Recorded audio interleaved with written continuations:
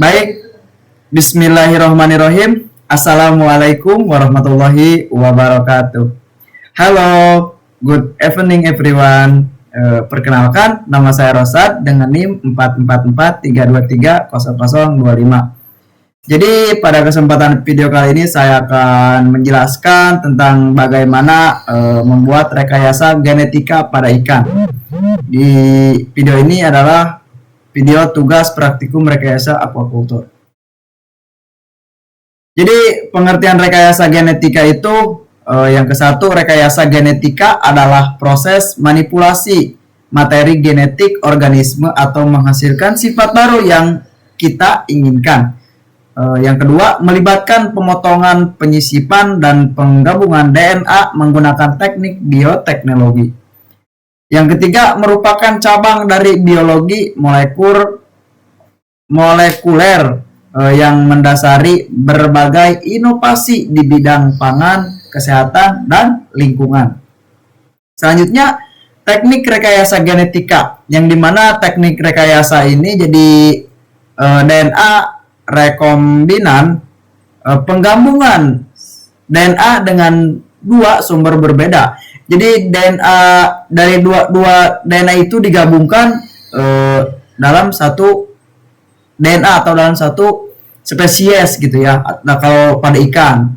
Yang kedua, alat pengedit gen presisi tinggi untuk memotong dan menyisipkan gen secara spesifik.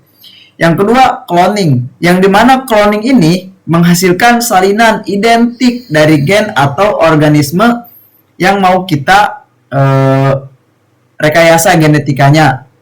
Yang kedua, transformasi genetik, memasukkan gen asing ke dalam organisme target, bakteri, tumbuhan, atau hewan, atau tadi ya ikan. Contohnya misal kita mau merekayasa genetika suatu ikan, misal ikan tongkol dengan ikan arapaima, misal contohnya. Kita masukkan aja nih gen arapaima ke dalam si ikan tongkol supaya si ikan tongkol ini menghasilkan spesies baru yang mana spesies tersebut yang kita inginkan dari spesies tersebut. Bisa begitu ya teman-teman. Aplikasi rekayasa genetika yang dimana pertumbuhannya cepat ya. Maksudnya kalau misal kita ingin melakukan rekayasa genetika, otomatis yang kita inginkan juga yang dimana pertumbuhan yang cepat dong. Sebagai penyisipan gen hormon pertumbuhan untuk mempercepat ukuran dan bobot ikan. Contohnya tadi ikan salmon. Kayak ikan salmon kan umumnya kecil ya. Ikan salmon umumnya kecil. Berhubung misal kita suntik gen yang lebih besar, misal gen hiu nih kita suntik kepada si salmon tersebut, otomatis nanti salmon bakal gede gitu ya kayak ikan hiu. Kalau bisa. Nah, yang kedua, tahan terhadap penyakit. Rekayasa gen antibakteri atau antivirus agar ikan lebih kuat terhadap infeksi.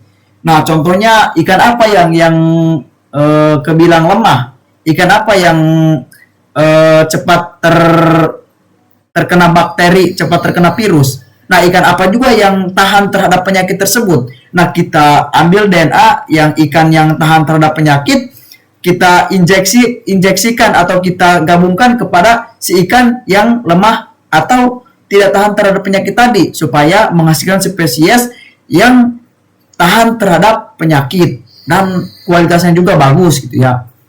Yang kedua, toleransi lingkungan, modifikasi gen agar tahan terhadap suhu, salinitas, dan kualitas air ekstrim. Kurang lebih contohnya kayak tadi ya. Yang selanjutnya, efisiensi pakan. Gen diatur agar ikan memanfaatkan nutrisi lebih optimal. Yang selanjutnya lagi, produksi protein rekombinan. Ikan digunakan sebagai penghasil protein atau enzim bernilai tinggi. Nah, selanjutnya kesimpulan.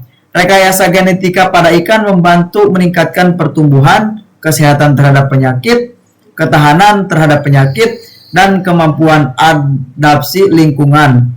Teknologi ini berperan penting dalam mendukung produktivitas perikanan dan ketahanan pangan. Namun perlu diterapkan secara bijak agar tidak menimbulkan dampak negatif bagi ekosistem lingkungan.